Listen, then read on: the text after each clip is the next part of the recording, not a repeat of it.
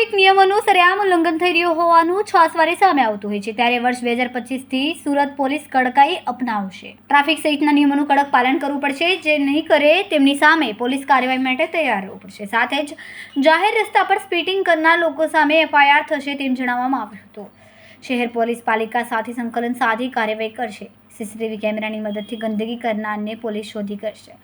FIR દાખલ કરવામાં આવશે। ઉપરાંત શહેર પોલીસ 45 દિવસ બાદ હેલ્મેટની કરશે ચુસ્ત અમલવારી। 45 દિવસ સુધી વાહન ચાલકોને હેલ્મેટ પહેરવા અપીલ કરાશે।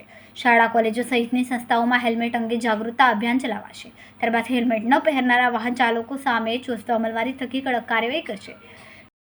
2025 में हमारे लोग 2024 में जेटला भी हमें लोग कामगिरी करी है आमा जो हमारे में और भी हमें सुधारा करवाना है। जो खामियों रह गई है, जो खामी काम में जो खामियों अभी रह गई है एना करवाना जो है टेक्नोलॉजी ने अद्यतन और मॉडर्नाइज करवाना, जेथी जो हमारा कॉर्पोरेशन बजट भी आवे छे एना भी बजट में म्युनिसिपल कमिश्नर श्री और मेयर श्री लेसे, जेथी जो सुविधाओं पब्लिक ने मळे छे एना और वधारे सारी करी शकाय और ट्रेफिक ने पूरी बराबर रहे। आप 2025 में लोग निर्धार है जो है।